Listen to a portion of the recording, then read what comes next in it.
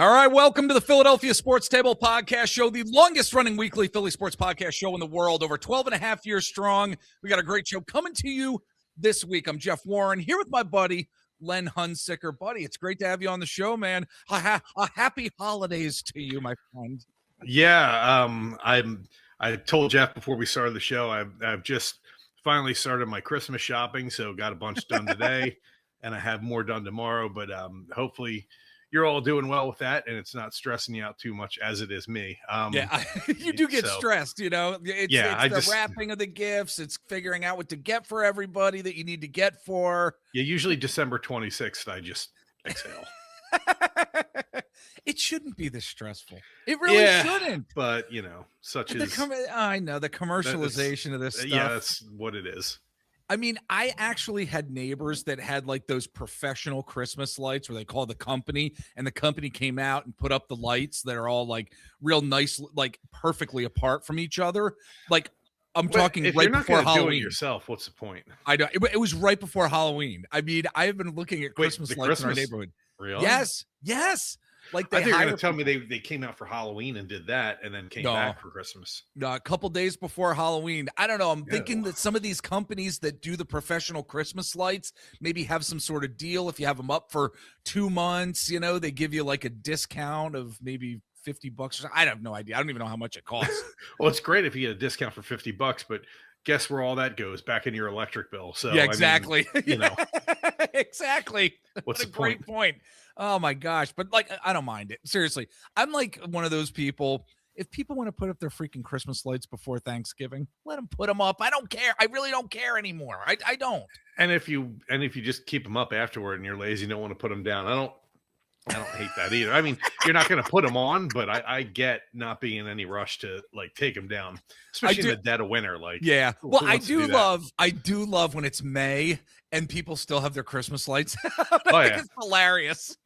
I think my parents got into like April one year. Oh my God. Nice. Before my dad finally took them down. So yeah, bro, it's like, it's April 1st. Am I going to take down the lights today? No, April Fools. At that point, you know, it's only another, 8 months away. Just leave them up. Right. Exactly. Oh my gosh. Oh, buddy, we got a good show here. We got a good show this week, folks. We are going to get into some Flyers talk. They are fourth in the Metropolitan Division. As of us recording this, still fun watching this team. I mean, ups and downs, but it's fun watching this team. Now we're going to big win tonight against I was going to say a good win tonight against Montreal. Yes, very good win. Won 4-1, correct? Yeah, correct. Yeah, 4-1. A great win. We're going to just dive into them, our thoughts on what we're seeing from this team this season. And then Philadelphia Union, we're going to be diving into them. Len's on the show so we can talk some soccer here. They have made some moves. We'll just say that. And a lot of Union fans are not happy with some of these moves. And we're going to dive into that for sure. Then Len and I are going to get into college football here as we are looking at the college football playoff, the bowl season, our thoughts on, some storylines that are happening right now in the college football world. And then we're going to get into some NFL talk, some Eagles talk as well. Certain teams have been eliminated from the postseason in the NFL. We're going to say goodbye to some of those teams. We wanted to dive into that. And then what we're throwing down on the table this week, we got our good friend OJ Spivey from the Philadelphia Tribune. He's going to be discussing with us how this Eagles team is really looking after a dominant victory after the after the Las Vegas Raiders. They just dominated the Raiders this past week. And what should we be expecting from this team, given the fact that they did beat a lowly team like the Raiders? It's going to be a good conversation with OJ. And Len, I guess we should start off really talking about this Flyers team, because again, like, they are so fun to watch. They have been, like, again, ups and downs for sure. I love the fact of that Trevor Zegras, I mean, he continues to shine, just about game after game. And even though sometimes he's not able to always bring it home for the team, this is what this team has been looking for in terms of that spark that we can just kind of count on. And I absolutely love watching him play. There's Dan Vladar in front of net has been really fantastic in so many ways. This team this Flyers team, even Rick Tocchet, or his flaws, because we've seen some flaws already that a lot of folks within Flyers Nation are not happy with. And of course, there's that segment of the Flyers fan population that's never going to be happy with what this team does. But the fact that this team, as of us recording this, they are 17-9-6 on the season. I'm not complaining at all about this team. There's a lot of good stuff that's happening here.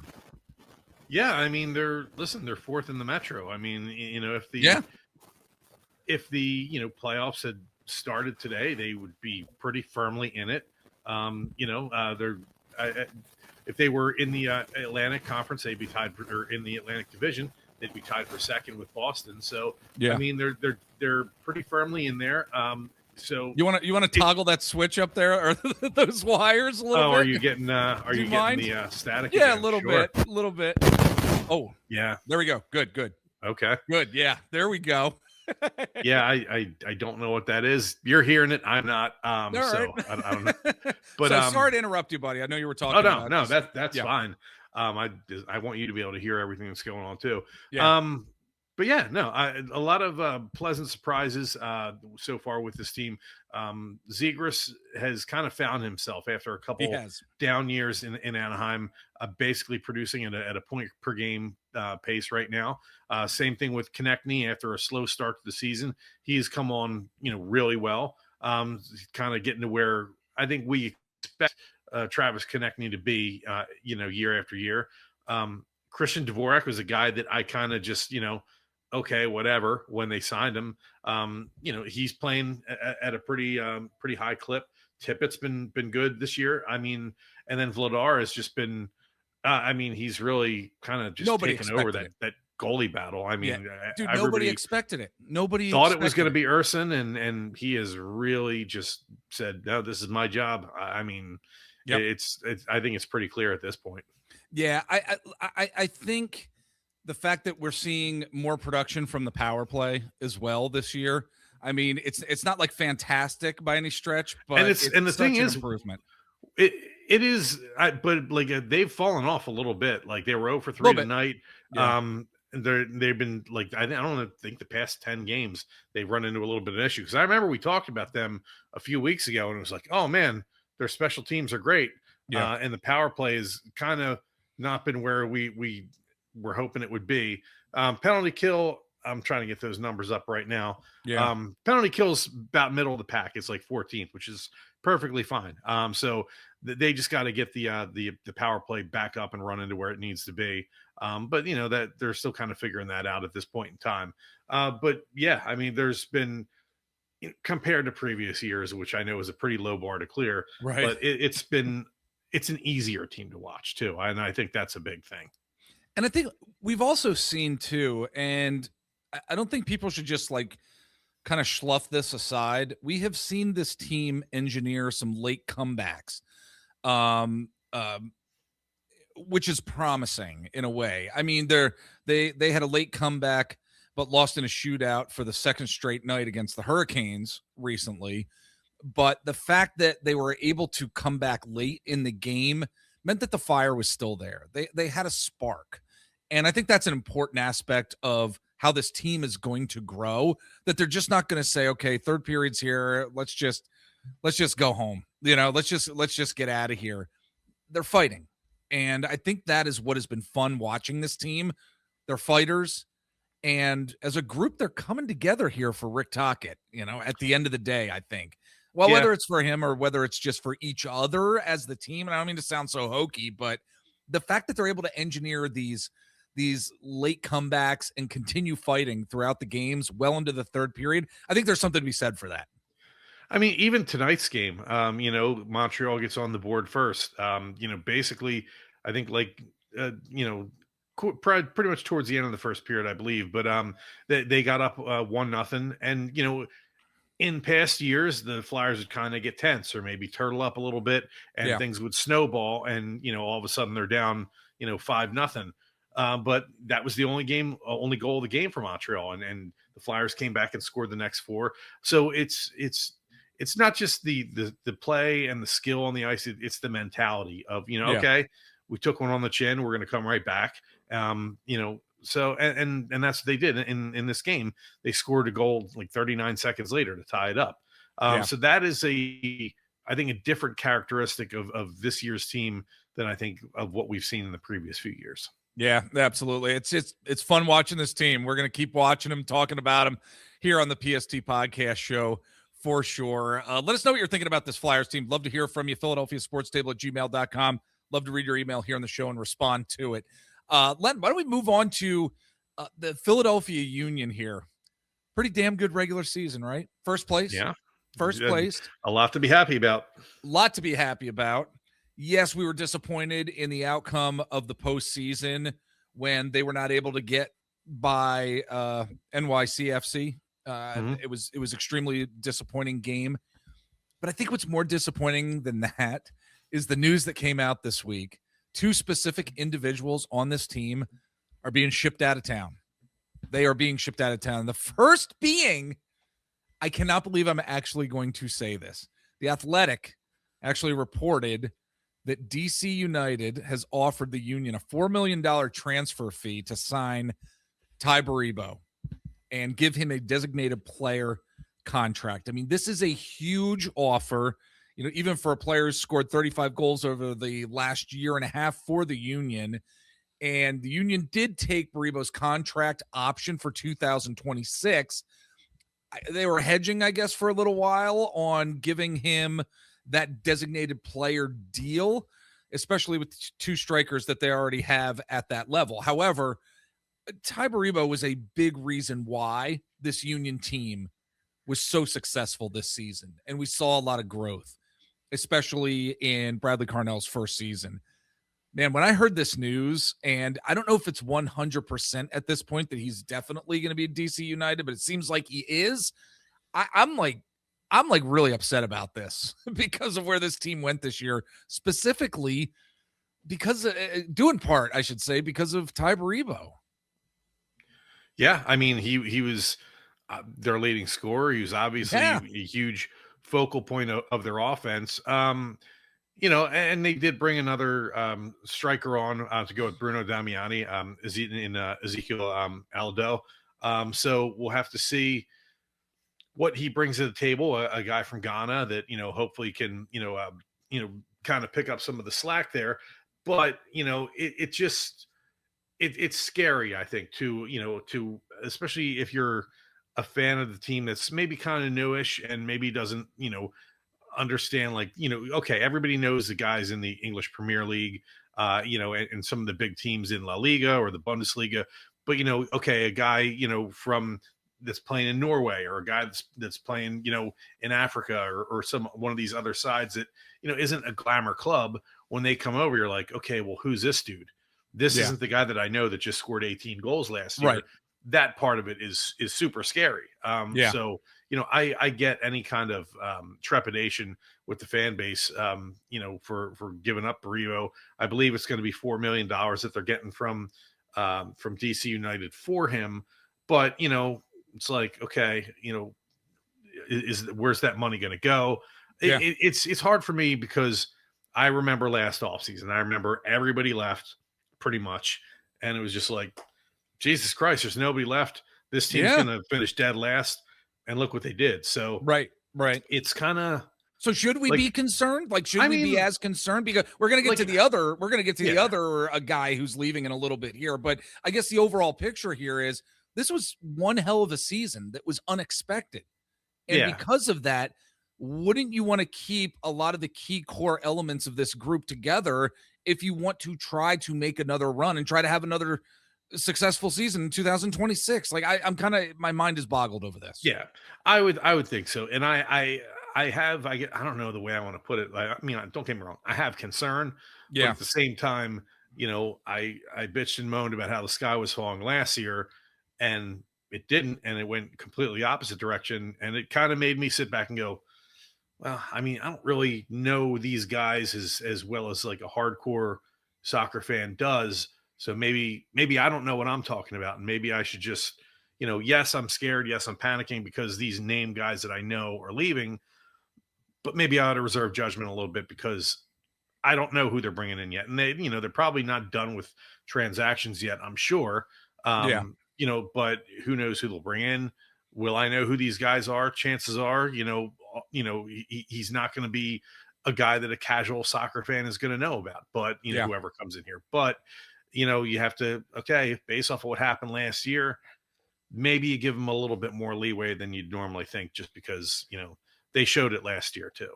Yeah. Do we give Hey, them it's hard. I get it. It I is totally because get it. because the one gentleman on this team who was the MLS Defender of the Year back in 2022 and was a key element of this team's success this year, Jacob Glesnes.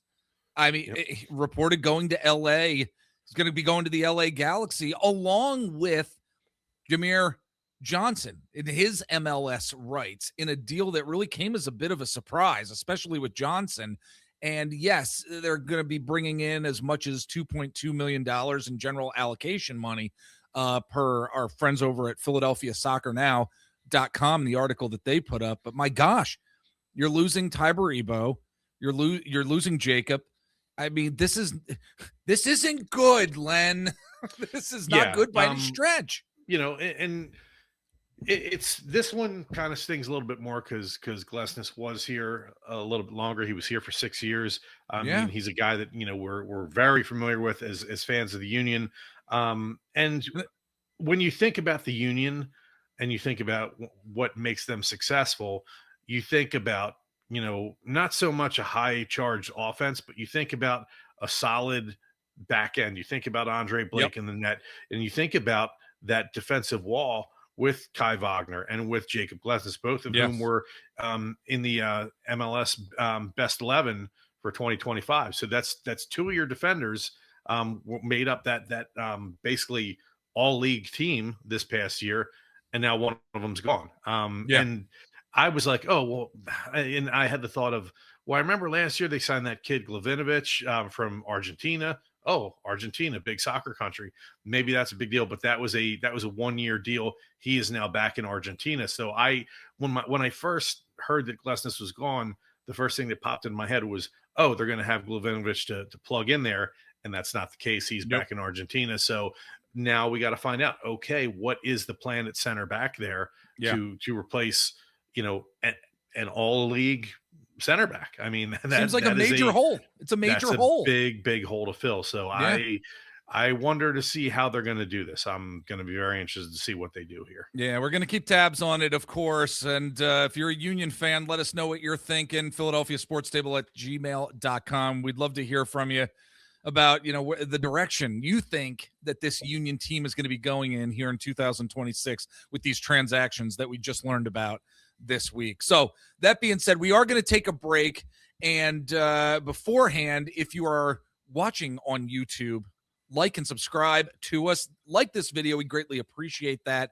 You can also hit the bell to be notified when we post new videos, when we upload new podcasts on a weekly basis. And we are also on various social sites. Search out the Philadelphia Sports Table. You can search out myself as well. I'm over on TikTok at Mr. Jeff Warren. Also over on Threads. I'm over on Blue Sky as well. Just search out Jeff Warren and search out the Philadelphia Sports Table as well. So we're going to take a break, and when we come back, we're going to dive into a ton of football talk, college football, NFL. Stick with us. All right, we are back, and Len, why don't we get into some college football talk here? Because this is something I've been wanting to talk about for the past couple weeks. We're not really going to be talking about it with Eric. He's not that much of a college football guy. So I've been thinking about how much college football has changed. One, since the NIL. Two, I should say, since the transfer portal. And I think a lot of us thought that we knew that the game was going to change in various ways. I actually am surprised at how I think it has created a more competitive atmosphere and environment, football program to football program, because of those two things. But what really has surprised me is the way that whether it's college football coaches or certain programs in this day and age have really acted in terms of just this entitledness in a way. And what I'm talking about are two specific storylines. One, the Lane Kiffin situation with Ole Miss and LSU, where Lane Kiffin essentially said to his team and to the university that he was aligned with and that brought him in, he essentially said, fuck you, I'm going to Louisiana right now, and bye everybody. Take care of yourselves, good luck in the bowl game. And then fast forward to this past week where Notre Dame decided, after not getting in the college football playoff, that they were going to remove themselves from consideration, or bowl consideration, I should say, after not getting that spot in the college football playoff. And I'm like, I don't know what your thoughts were with regard to the Lane Kiffin situation, with regard to Notre Dame. I just think there's this like entitlement thing that's stronger today than it's ever been in college football, whether it's from a player standpoint, but it never ceases to amaze. And we've all known that Lane Kiffin, not the greatest individual in the world when it comes to his how he handles situations with various institutions that have hired him. It doesn't actually surprise me with him. A little surprised with Notre Dame that they're being such babies about this. Oh, we didn't get in the college football playoff. We're going to remove ourselves from bowl contention. Like, are you freaking kidding me? With these players on the team that are like in their senior year and stuff. Like, are you kidding? I don't know. What are your thoughts on some of these storylines here? So, all right, let's start with Lane Kiffin, because I'm going to correct you on one thing with Lane Kiffin. He didn't say, screw you guys, I'm out of here. What he did say was, hey, I'm taking the LSU job, but hey, I'd still love to coach you guys through the playoffs. And Ole Miss rightfully said, no, go piss up a rope. We're not going to let you, as the LSU, as the acting LSU head coach our team and our players who you could get in their ear and potentially poach during this playoff run. No, we're not going to let you do that. We're not going to let you have your cake with this big new contract and eat it too, and get to have a playoff run. No, you wanted out, you're out. You got your wish. Goodbye. See you later.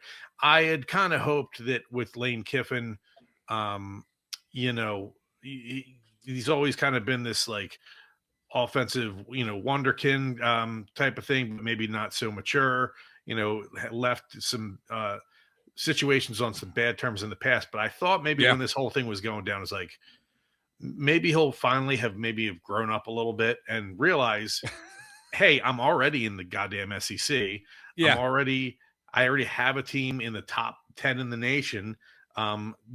Basically they are the big deal in the state right now. It's a huge deal. I'm making huge money. We're going to continue to make money because this, as long as I'm here, this program is going to continue to be good. He never had to leave, right? But he's still that same person. Like if you've ever seen somebody that's just materialistic and is always like, I got to get the newest thing. I got to have the flashiest thing. And that person, that's who Lane Kiffin still is.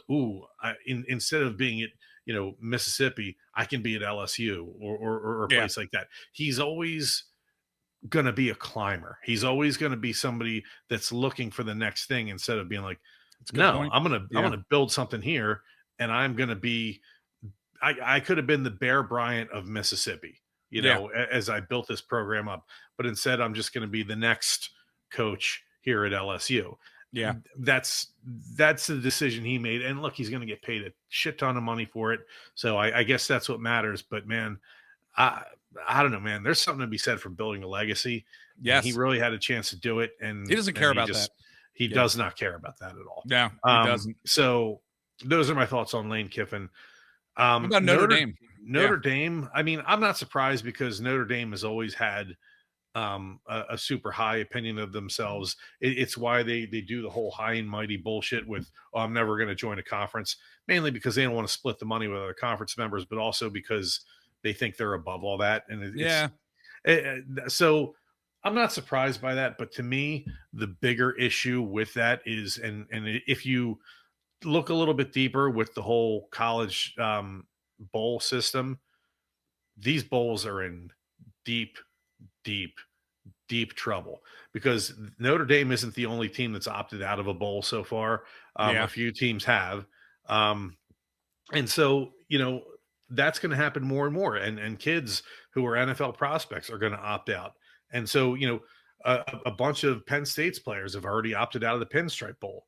Yeah. So Yeah, Penn State's going to be in the bowl, but it's going to be their second and third string guys, up against Clemson. And a lot of Clemson's guys are going to drop out, I'm sure, as well.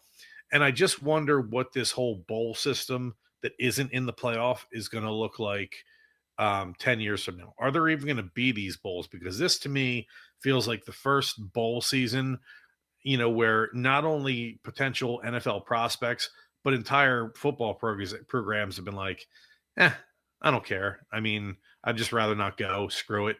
So I think the that to me, NCAA, yeah, I think the NCAA is going to come down on football programs that allow yeah, their I mean, players to do this, they're or that going to allow have to programs. because I Yeah. think there are some conferences that um, have already fined their teams because these conferences make money off the bowls. So if their Yes. team Yep. declines the invitation and it goes to somebody else, they just lost out on money. Yeah. So yeah, those conferences are going to find those teams, but we're going to see if it really, I don't know. I feel like the bowls, the lower level bowls, the Pinstripe Bowl, the, Aloha Bowl, the Liberty Bowl, like these kind of things that aren't part of the college football playoff are slowly losing their luster. And, they're going to like, because it's the thing to me, like if I was all right, so if I was a college football player, Yeah. and it's late December, do I want to go to the Pinstripe Bowl in cold ass New York City? Right. Do I want to go to a bowl in the Bahamas or Hawaii? Yeah. Yeah, I'll go to that. Let Yeah. me go somewhere and play somewhere where it's warm. But do I really want to go to the famous Idaho Potato Bowl in Boise, Idaho in December? Yeah, no, I'm good. Thanks. So, I mean, I don't know. I think there's a few of these bowls that quite frankly aren't going to survive. And I Yeah. think they're not going to be here in 10 years. I really do. That's fair. It's a great college football theme to just like keep our eyes on, to keep in the back of our minds, because I think at the end of the day, like I Especially said, I was gonna say as NCAA is gonna have to they're gonna have to come down yeah, big time on and these as that programs and field players. expands, and it's not Yeah. just going to stay at 12, it's going to go to at least 16 at some point. Because you did have okay, yes, the ACC does have a team in Miami in it, but their champion is Yeah. 5 loss Duke. Now maybe there's a thing in the future where okay, Miami gets in, but hey, technically Duke won the ACC, so they get a bid into this tournament. Yeah. Maybe once it goes out to 16 teams, maybe you'll see something like that. I don't know. Or maybe the SEC and the Big Ten will just gobble up half the all the other bids as they seem to want to do. Yeah. But maybe because I know in like the early rounds of these, they're calling it this bowl or that bowl or whatever. So maybe they incorporate some of those bowls more into the playoff system. That's the only way I see that those bowls survive as first round or second round games in a larger playoff. Yeah. It's man, it's fascinating. It really is if you follow college football. And as we're moving along here, the other aspect of the college football season still here in 2025 as we're recording this, which is fascinating, it's going to bleed over into 2026, is the college football playoff itself. The 12 team format and the fact that we really do have some Cinderella stories, whether it's Indiana, whether it's JMU, Texas Tech. I mean, the drama also of the conference title races, the battle between established dynasties like Ohio State and Georgia, but really the quote new blood teams, Len, that are having an impact, and the impact of what we talked about before, the transfer portal and just this coaching carousel as well. Um, it's interesting to see how home field advantages are going to work out in terms of this playoff system and what we're going to see. I mean, you really have narratives, I think, of the establishment dynasties against these uh underdog Cinderella stories, but those Cinderella stories being very viable, specifically Indiana, as we know, being the number one team in the country. Nobody ever expected that. Give me a fucking break. Yeah. Well, Nobody ever and that's the expected it. thing. You had the old days where okay, Alabama and Ohio State and Georgia are going to hoard every single five-star Yep. prospect that comes in. Guess what? You can hoard all those prospects, but you can't put them all on the field at the same time. So Yeah. eventually those kids are going to be like, well, I want to play. And they're going to go somewhere else. And they're going to trickle down to some of these, yeah, okay, maybe they go to like a Texas Tech or another, decent name school, but maybe one of them goes to Tulane, and you have you know these other schools that they're maybe going to instead, or they're bumping other four-star prospects down to like the Tulane level and stuff like that when they move to a different program. So Yeah. yeah, there is starting to be a trickle down thing because of the sheer mathematics of it all. You cannot sustain having every single one of these five-star recruits that you promise the world to, and they can't get on the field. Guess Right. what? They're going to leave. Yeah. So that's going to be a byproduct of it. Yeah, there's a lot of talent out there for sure. I mean, I'm personally, I genuinely, even though they're a Big Ten rival of Penn State, like I can't wait to see how Indiana performs against the winner of the Alabama and Oklahoma game. I cannot wait to see that. I think it's going to be a fascinating matchup in itself. I think that Tulane and Ole Miss is going to be a great matchup too, and then whoever is going to face Georgia, after that game. I mean, those are the games that I cannot wait to see. I'm really looking forward to it. I'm interested to see Ole Miss after Kiffin leaves, what that Yeah. does to the team, Yeah. how they Yeah. respond. And I don't know. I mean, Tulane's coach, I believe, went to Florida. Yes. I don't know if Yep. he's coaching them through this whole college football playoff or not. I don't know if he's going to be there through that playoff or not. But if he's there, I mean, do they knock off Ole Miss? I think Georgia beats whoever comes out of that, and I think Georgia is. I just because I have my own doomsday feeling whenever I see a team that I truly don't like in there, Yeah. i.e. Ohio State. I think if Georgia doesn't beat Ohio State, I think they end up winning the whole thing. Yeah. That being Ohio State, just because I don't want them to. Right. So yeah, that's kind of my feeling on that. But yeah, we'll have to see how it goes. I just want to see some good matchups. I just want to see some good games. And hopefully it's a fun bowl season, or not bowl season, but playoff season. And we'll see what happens from there. Absolutely. And look, as we're moving along here, Len, and I guess to finish up our discussion, kind of quick here, it's going to be really interesting to see what happens with the NFL playoff picture as that becomes more clear. We're going to be saying goodbye to certain teams, in one in particular, and it's so many people, so many NFL fans in general feel good about saying bye to the Kansas City Chiefs this season. Is it goodbye or is it good riddance? Who knows? I mean, this is looking like the end of what was a dominant decade for this freaking team in a lot of different ways. Yeah. A number of Super Bowls, but yeah, the Kansas City Chiefs not heading to the playoffs. You got the Cincinnati Bengals, who a lot of us thought would possibly be heading to the playoffs, but with Joe Burrow's injury throughout the season, that didn't happen. Minnesota Vikings, they got a chance to see what J.J. McCarthy was about, even though he was injured at certain points throughout the season. Those are two teams that are out of the picture as well. And there's some surprises. The fact that, the Ravens have struggled throughout the course of the season. Lamar Jackson with injuries. It seems there's a lot of parity in the NFL this year. And I'm glad to see the playoff picture where it's at right now, but I'm also glad that we're actually not going to see certain teams, and that there are teams like the Chargers. And yes, I know the Chargers recently beat the Eagles, but I hate Harbaugh with every ounce of my being, but I love to see Justin Herbert being successful, and that team and that franchise that hasn't had a lot to look forward to. There are certain teams that I'm going to be really interested in seeing where they go come the end of this season, but some of these teams, I'm kind of glad they're not heading to the playoffs. Yeah, I mean, it's always fun to see different teams in it. Okay, the Broncos are back. The Chargers, it'll be good to see them in it. Not really thrilled to see the Patriots back, but here they are. And then the Jags. I mean, that whole AFC South, I mean, is pretty interesting. The Colts are still hanging on there, but I don't, we'll see what they end up doing. But yeah, I mean, there's some interesting teams. I mean, the Bears, I mean, I didn't really have them at the beginning of the season, doing anything, but and then you have a couple divisions in like the NFC South and the AFC North where it's like, okay, anybody want to win this division or what's happening here? Right.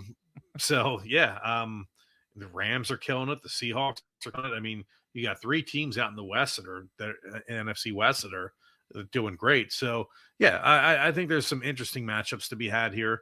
And yeah, kind of a changing of the guard a little bit. It'll be fascinating to see what the Chiefs do in the offseason. If Kelsey does retire, then you gotta fill the tight end position. You have to figure out, okay, how long is Mahomes going to be out, with that injury? How do you kind of rebuild, or is it done? I can't believe that a team with Reed and Mahomes is ever going to be done until I see it for a couple years in a row. But at the same time, there's a lot of holes to be filled there. So we'll have to see how they manage to do that. Absolutely. And with our Philadelphia Eagles too, we weren't necessarily going to get into it, and I'm going to be diving into the Eagles a lot more with OJ Spivey, who's going to be coming on in just a bit here. The Philadelphia Eagles are not in a terrible position. And no, not at all. They're not. And I really believe this awful pessimistic narrative that we get from Philly Sports Talk Radio, where shit is just being made up. And we've seen it a lot throughout this year. We've heard it a lot throughout this year. Is just nonsense. And the fact that this team is 9-5, despite that dog shit nonsense that we have heard from Philly Sports Talk Radio, I think is pretty remarkable given the challenges that this team has had from an offensive line perspective to like what the defense has done and grown into as well. I'm going to be talking to OJ about how this team has grown in various ways, because they have. It's not doom and gloom 2023 where everything fell off a cliff. We just saw this past week when a defense and a team is able to hold another NFL team to 72 net yards. I don't care. There's professional football players playing on both sides of the ball. There's something to be said for that. I think this Eagles team, if they're able to win 2 of their next 3 games here, Len, I really believe that they're going to be a team to be reckoned with in the postseason. That's just my thoughts here. And yeah, maybe homeristic, but it's my thoughts. I mean, you are. It's your nature. Yes. I'm kind of in between. Obviously, I don't subscribe to the WIP doom and gloom. Yeah. I don't think anybody should ever listen to that radio station, but there's, I agree. Listen, it's low IQ radio for low IQ people. No offense, but but at the same time, there were offensive struggles, and yeah, the defense is great. Yes. Don't get me wrong, but the eyes don't lie. And yes, they had a really great get right game against a bad Las Vegas team, and yes, they are professionals, but that was what we had expected them to do. It's what we had hoped they would do. If they didn't do that, then there was real reason for panic. Yeah. In my mind. But yeah, the previous few weeks were the previous few weeks. There's no getting around that. I mean, there's no sugarcoating how bad the offense was in a lot of those games. Yeah. So I don't feel they're fully out of the woods yet. Yeah, I do expect them to beat Washington twice with no Jaden Daniels. The game to me that matters is the Bills game. How do you look against a team that's genuinely good? Because if they stomp the Raiders and stomp the 3-10 or 3-11, whatever they are, 4-10, sorry, the 4-10 Commanders twice, and then get stomped by the Bills, who are an actual good team, then my feeling going into the playoffs isn't as good, because then it's like, okay, when you step up in competition, then you can't hang. You can only beat those bad teams. So that Bills game to me is going to be key, just because I want to see what they do. Have they grown offensively? What can they do against a legitimate opponent in Buffalo? Yep. Real quick, I talked about it with Matt Rogers on our post-game podcast show this past week. The simplest thing was nice to see, not having Tyler Steen slapping Cam Jurgens every single play to snap the ball, notifying the defense when the ball was going to be snapped every single time. They got away from that. It happened a few times, but my gosh, they got away from it. Talk about offensive management and alteration that needed to happen, something that simple. Oh, I was so happy to see that. Yeah, and it feels like that should be a basic thing, but I know it took a few weeks. I don't know why, but it took a few weeks. It did. All right, buddy. I'm going to let you head out of here, and we're going to talk to OJ Spivey from the Philadelphia Tribune. Do you have any final thoughts before I head out of here? I don't. Happy holidays to everybody. I'm not sure if I'm going to be on the show next week or what the schedule is, I don't but know yet either. yeah, or what we're even going to be doing because it is Yeah. coming up on Christmas. So Yep. we'll have to see how that goes. But if I don't see you all, have a very happy holidays. Yes. Happy holidays to everybody. And again, stick around. We're going to go to break here. We've got more Eagles talk coming your way. All right. And joining us now to dive into this Philadelphia Eagles team after a dominant win against the I almost called them the Oakland Raiders. Dear Lord, the Las Vegas Raiders. We have got one of our favorites here at the PST Podcast Show. It's been a while since we had him on. Cannot let this amount of time go by again. He is from the Philadelphia Tribune. Love following him on various sites, various social media sites. Great content always. Mr. OJ Spivey. My friend, great to see you. Thanks for jumping on this week. Well, thank you, Jeff. It's always a pleasure being on with you. Happy holidays to you, your family, and also your listeners. Thank you. Yes, happy holidays to you too. And we had a huge early holiday treat this past week. Again, when the Eagles really kicked the heck out of the Las Vegas Raiders. It was a needed game. On our post-game show. Our good friend and mutual friend Matt Rogers and I were talking about the fact that, this was, I think, a confidence boost perhaps for this team, and you're a beat writer for the Philadelphia Eagles at the Tribune, so I'd like to get your perspective on, we'll talk about what this game ended up meaning, but as we're really starting out this discussion, I think context is really important for how we look at this Eagles team as we're going to be heading into week 16. And what I mean by that is how this team has grown, or even how they have not grown in certain ways, because it has been an up and down season. Some folks just a couple weeks ago were saying this team was like the 2023 team, which I think is kind of ridiculous. It's not.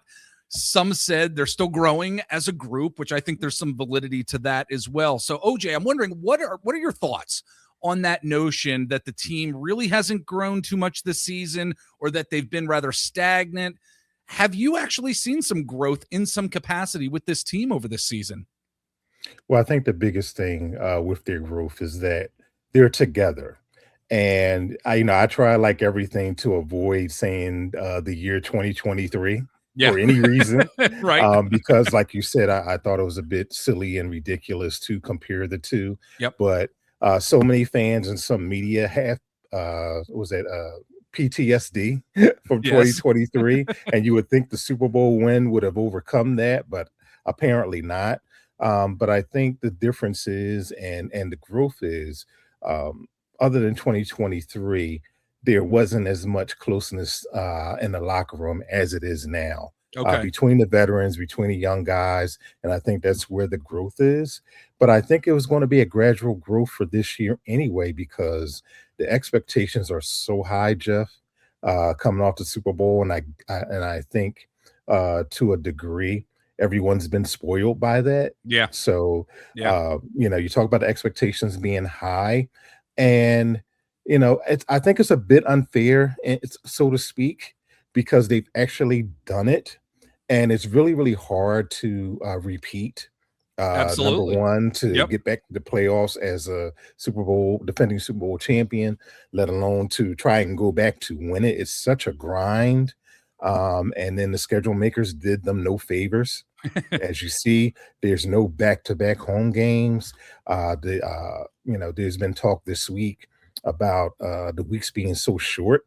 Yep. So you talk about from Monday to Saturday, and they've had that recurring throughout this year without talked about the back-to-back games, and then you have the short weeks. That's a lot, and the schedule itself was brutal. Yeah. Fourth hardest schedule. I think, wasn't it the fourth hardest schedule in the league? Right. Going in. Right. Yeah. Exactly. So, I mean, week after week, and, even some of the lesser teams, they were coming in, throwing haymakers, throwing their best shot. Yep. And, why it is a little bit disappointing that, they've already lost 5 games. They could still run the table the rest and still be 12-5, which would be phenomenal. Yeah. Which I think is just one less win than last year, right? Considering. But it's just so much that went on. And I think it's really big that they were able to stay together with all the drama, with all the perceived drama I think that's that's a key phrase, perceived drama. I really do. Because we know, and look, there's a lot of communique out there on the socials about what certain radio stations are talking about, the narratives that they're creating with their listenership, the perceived. And I think it's so important, that word perceived theme, that's going on with this team. And I'm under the notion that, you lose 3 games in a row, it doesn't mean you don't grow as a team. Even after the second loss, there's still, I think, growth there with this popular team. Opinion, right? Exactly. Right. I mean, I still think that when you lose, you can still grow in some capacity. I don't know if you were agreeing with that as well. No, I mean, it again, like you said, it's hard to conceive that notion that you can either, people just kind of simplify it as, okay, you just learn not to lose, or don't do that again, don't do what you did last time, as if you're talking to a toddler, right? Learning from right from wrong. But it's not that simple. But you can learn from the coaches, from the players. And when I think we look back at this losing streak, most of it was them beating themselves. Whether it was turnovers, whether it's penalties, all those things. And those things take time to clean up, because when you lose back-to-back games, and even a third game, you start to press as well. And I think that's some of the stuff that we saw. But again, I think with the locker room, every time that I've been in a locker room, even after the losses, after the Chicago loss, after even early season losing to Denver, like different things like that. I never saw the locker room being apart. They only allow us to see what we wanted. They only allow us to see what they want us to see. But you can feel it. I mean, as quiet as it was after the Bears game, that disappointing game, they were still together. Still seeing Jalen Hurts walking around in good spirits, seeing guys communicating, the offense and the defense communicating. And wasn't no pointing fingers or anything. They weren't allowed to see that anyway. But part of growth is just like we both mentioned, staying together, and even through those losses. And it's really a measurement of how good a team is how they respond through and after losses. Yeah, absolutely. And I think, as I mentioned, coming off this win, this very dominant win against the Las Vegas Raiders this past week, I think this is a team that needed that, quote, confidence boost in certain ways, because this wasn't the Las Vegas Raiders are a bad team. They're a terrible team, but you know what? They're still a professional football team. And there are players on that team who are playing professional football. And when you can hold a team to, 72 net yards and 0 points, yards, 75 overall. And I talk crazy. And I talked with a couple guys after the game, N'Kobe Dean, Cam Jurgens, all those guys, and especially Cam. And he said to me that they feel good, they feel confident that they can start to make another run. They're very cognizant, very accountable to what had happened previously through this 3-game losing streak, but they still feel like they're in a good space, and they have so much to play for, of course, going for the division this weekend. But again, everybody's in good spirits, and that's what you want to see through a 3-game losing streak. And then, as you mentioned earlier, all the outside noise, everybody wanting to crash out, as the kids say. It's really not that way internally. And I wonder what it's meant. You talked about Cam Jurgens, N'Kobe Dean, who you spoke to, but I wonder what this dominant win really kind of meant to the team from a mental standpoint, really. I mean, are you able to give us a little more insight as to really what it meant to not even some of the players in particular, but just to the team overall? Well, you talked about defense, pitching a shutout. That always feels good, especially in the National Football League. And, the way, as hard as it is to play defense in the National Football League, again, 72, 75 net yards and everything, that's hard for any team to do, because even when you're down, you may give up a lot of passing yards, which is usually what we see, and how, numbers get inflated and all. But I think, especially from an offensive standpoint, Jeff, how they were able to be efficient from the get-go. Being able to run the ball. There wasn't a lot of breakout yardage from Barkley's concern, but I think Everybody committed to the run, and that opened up things in the passing game. It was important, I think, and even Jalen would admit himself for him. And I know we'll talk about that in a few. But for him to be efficient and for him to get a rhythm, and I've said for weeks and weeks, and I've written about no matter how it looks, I thought it was very important for them to just sustain drives, getting back to sustaining drives. Yep. And I think with that, that will gain a lot of confidence because again, they've been beating themselves, whether it be penalties, whether it be turnovers, drops and all of those things. But it was just good to see. And again, we all understand the type of opponent that the Las Vegas Raiders were. Yes. But everybody also understood what the task at hand was. And nobody even perceived a shutout, let alone winning 31-0. Yeah. And we all thought, it was going to be another ugly game because of the weather and the conditions. And none of that was a factor to those guys. Yeah, it's really a testament, I think, to the resolve that this team has at this point in the season, given, again, the perceived nonsense that we heard a lot of on Philly Sports Talk Radio over these past few weeks. The resolve of this team is really quite incredible. Again, folks, we're talking to OJ Spivey from the Philadelphia Tribune. You can follow him on the Twitter/X. He's out there over on Threads as well. My friend, tell everybody where they can find you out there if they want to connect with you. So you can just go right to our website, phillytrib.com. You can see all our columns there, sports section on my columns there. Feel free to describe if you like as well. So, and again, like you said, I'm on Threads. I still call it Twitter. I'm also on Blue Sky as well. So, so you can find me under the same handle, OJ Philly.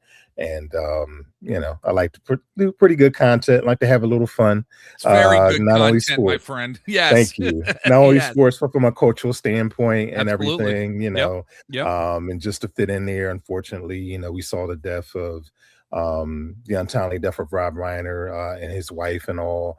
And, I'm a big Dick Van Dyke fan, from what his father created. And then, of course, All in the Family, all those guys. Somebody showed a clip of The Wolf of Wall Street, which I forgot he played that role of the father. So, those things I forget about. But, those are some of the things that we like to have fun, on Absolutely. social. So Folks, follow me there. Yeah, so I was going to say, folks, if you're into music, if you're into like soul music and stuff, you got to follow OJ because he's big like Motown fan, big fan of huge Philadelphia Motown fan. Yes, so absolutely. I like to self-proclaim historian, but I digress. Well, folks, we're going to take a break, but when we get back, we're going to dive into Jalen Hurts. We're going to also dive into who may need to step up on this Eagles team as well. We're going to be back after our break. Stick with us.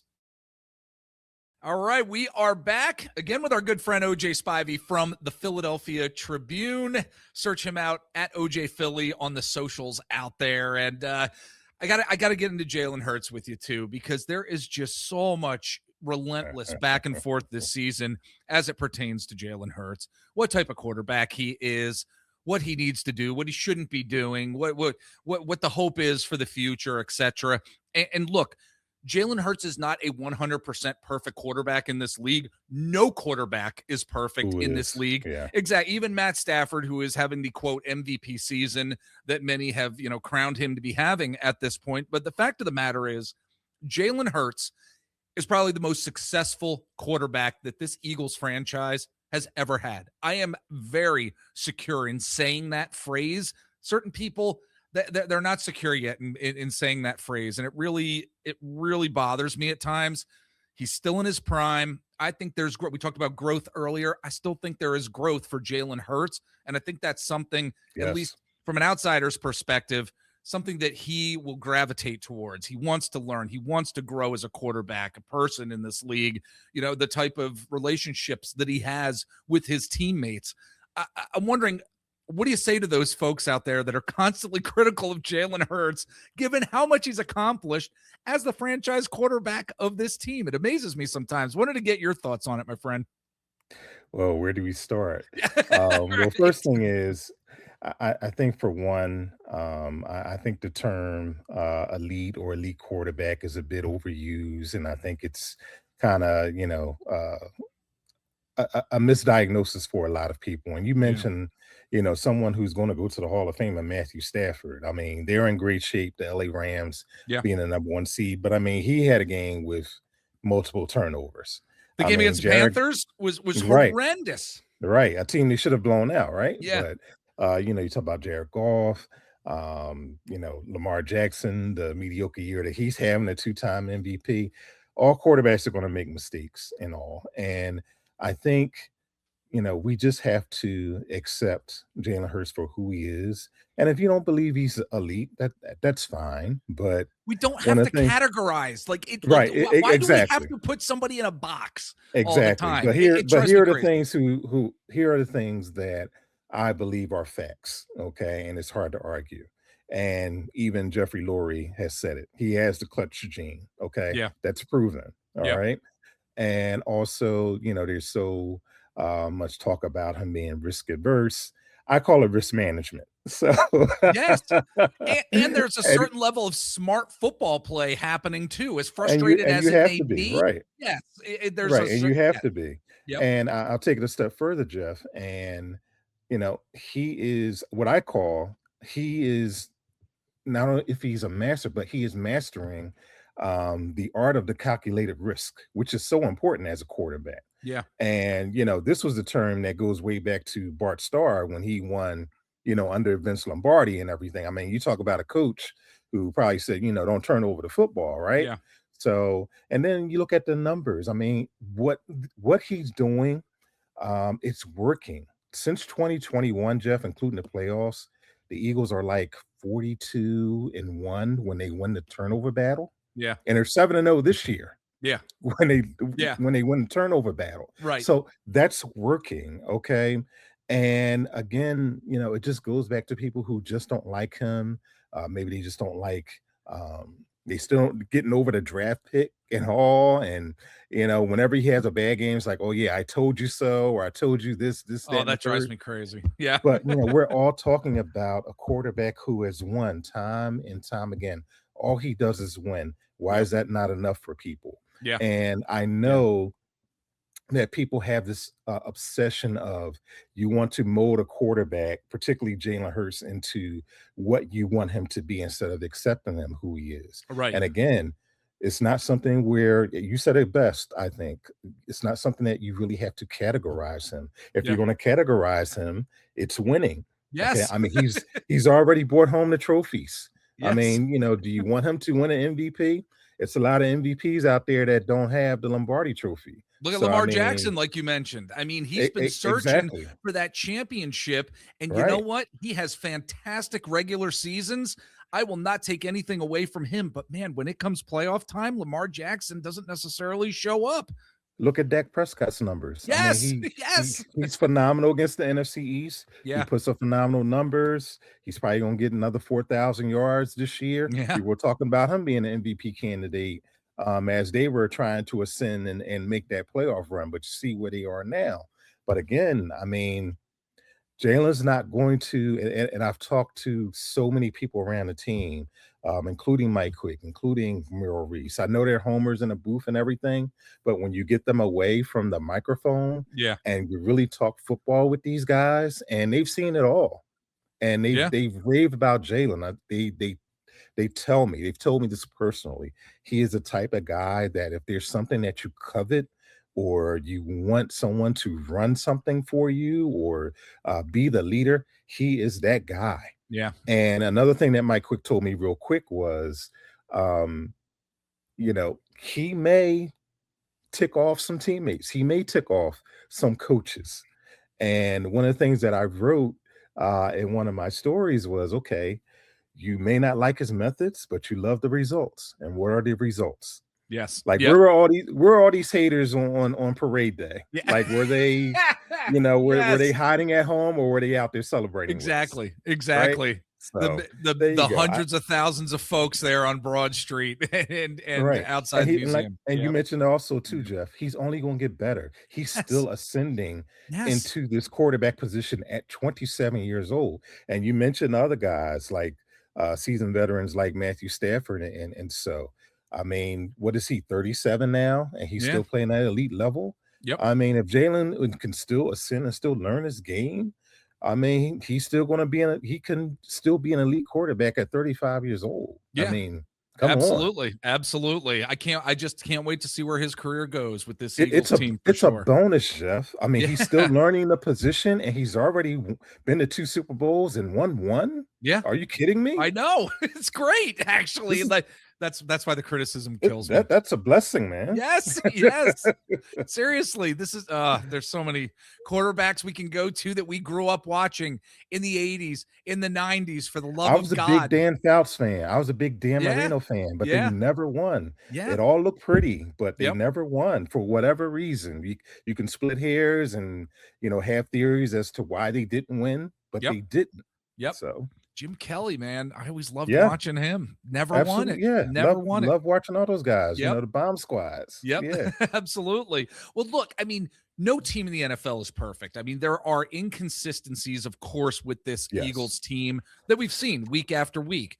And yes, the narrative is, yes, we have to continue working on it. We have to make sure that we're doing our jobs. We need to make sure that we're executing. And this is both on the offensive side of the ball and the defensive side of the ball. I mean, we've heard this for sure. It's not a criticism. It's just this is what it is. There are inconsistencies in the game of football. I'm wondering, OJ, who do you think really kind of needs to step up a little bit more in this final stretch of the regular season here? Is there anybody that kind of comes to your mind? Well, or any I unit, think maybe, perhaps. Yeah. Well, I think, probably if I say on the offensive side, I would say the offensive line. And again, Right. they played well on Sunday against the Yep. Raiders. Yep. And if they can just keep that going, perhaps they'll get Lane Johnson back Yep. for the Commanders down in DC. That can only help. But as far as offense is concerned, I would say the offensive line. Yep. Again, keep those penalties to a minimum. And just do their job and all. And for whatever reason, the running game isn't what it has been. But I kind of knew that. But I mean, as crazy as it is, Saquon Barkley can still get over 1,000 yards this year. I know that's probably half of the production, but again, are we being a bit disingenuous to think that he was going to run for 2,000 yards? But again, I get it. You want to see the efficiency. You want to see, a couple 60-yard runs and all. But again, it's a brutal schedule. But it's been a brutal schedule, and the guys have been hurt and still not playing well, all those things. But again, they're still in great shape. On defense, it's hard to say because I mean these past few weeks, I believe since the middle of November, with the exception of the Chicago game, and I know that kind of got out of hand because the offense wasn't able to sustain drives. Yep. I mean, they're really averaging, I think, about 14 points a game this past month. So that's really good. The addition of Jalen Phillips has really secured that defensive line. What's happening with Brandon Graham. But as far as step up, I don't know if step up would be the word, but a couple guys that I'm looking at that could maybe make some plays here down in the stretch, more plays, is a Jomu on a defensive line. And there's been a lot of talk, and not as much talk now because he's been playing well, but Adoree Jackson. And fans were giving him the business early on. I was giving him the business early on too. I was, in all honesty. Yeah. But I go back to what Vic Fangio had told us in the media is that, he pretty much told us week after week, he'll be okay. It's going to take some time, but I believe he'll be okay. There's a reason why he kept running him back out there. Right. He took his licks and all, but he told us. But also, again, taking into consideration that not everyone can play for Vic Fangio. We saw those stories out of Miami when he was there. And again, maybe we took Darius Slay for granted, some people, right? Absolutely. As solid as he was. And we saw that he's hard to replace. But I think Adoree Jackson's played well. And I think going back to the unit, as you said, as far as defensively, I think they can step it up and maybe trying to take the ball away a little bit more. Okay. But they've been so solid as of late.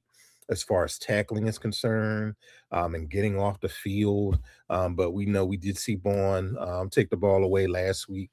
But if someone like an Ajomo can step up, or they can get a couple more intersections out of that defensive backfield, I think that'll help too. And I think another name that you want to watch, I think Makuba, the rookie who had came on as of late before he got hurt. He's expected to come off the injured list just in time for Buffalo. We'll see if he plays. Yeah. But I think it was a good idea, or a good pickup, that Howie was able to get Marcus Epps, because he knows the defense, and at least he'll be solid. So that's my couple of things. Yeah. But Yeah. mainly to just pretty much wrap up your question here, I think it's a lot of it just falls on the offensive line. They can keep that consistency, and again, that momentum that I asked Cam Jurgens about this past week. If they can keep that going, I think they're really going to be in good shape, because what people are telling me around the league is, if the Eagles can put it together, these last 3 games, nobody's going to want to play them in the postseason. Yeah. I think they're going to be quite the challenge in the postseason if the latter part of this season is really going to go their way, and if they can be disciplined in various ways, specifically with the offensive line, like you're talking about. Absolutely. I mean, and I guess to close us out here, OJ, we see time and time again players who come up big in certain in-game situations, and there's some guys that have surprised us. You just mentioned one, and recently that guy's really been Adoree Jackson, who's played some really good defensive football as of late. So I'm wondering, is there an under the radar type of player who you think could be a real difference maker down the stretch on this Eagles team? What are your thoughts here? Yeah, I mean, I go back to Jackson, and it's hard offensively because they're so stacked. Yeah. I know a lot of fans are calling for Bigsby to step up. Yeah. And be a good, good change of pace back. But that's all about, giving him opportunities, giving him carries. Right. That's coaching decisions right there. Right. Yeah. Exactly. So that's more so coaching decisions. And even though it seems like Zach Bond has had more of a quiet year, but he's up there in the upper echelon as far as tackles and tackles for loss and everything. And, maybe he steps up a little bit more, taking the ball away, as we saw last week. But overall, Jeff, I mean, other than the offensive line, nobody really stands out. Yeah. And again, I think they're in good shape. Like you said, discipline, lack of penalties, execution, catching the ball, all those things. If they can just keep ascending to that again, I think they'll be in good shape. And the NFC is so wide open. I know the Rams are where they are. I know the Eagles had, probably missed the opportunity to become a 2 seed. But again, the way things are falling, and there's no runaway team in the NFC, that seems to be more so the AFC, even though I don't trust a lot of guys over there either. As good as Denver is. But, you talk about LA, Seattle, and, whoever comes out of the South, who knows, right? Right. But the 49ers as well, the West is going to have 3 teams come out and be in the playoffs most likely. But I think the Eagles could beat all those guys, like you said, if they just stay disciplined. Absolutely. Great talking to you, my friend. Again, folks, OJ Spivey from the Philadelphia Tribune. Great content that he is consistently writing and putting up again over at the Philadelphia Tribune at OJ Philly, correct? Is that yes? That's OJ where you are. Philly, Yes, all my socials. I had a brain issue there for a second. If you're watching on YouTube, you can actually see the brain issue happening in real time. I had a brain issue with OJ's socials there. So yes, at OJ Philly, just search him out on various sites. You're going to find him. You're going to find some great content and some great music content too. I'll tell you that, folks. So thank you so much. That being said, my friend, it was so great talking to you. Come back, join us down the road here. I'd love to have you back on the show, my friend. Anytime, Jeff. And once again, happy holidays to you and yours and all your listeners.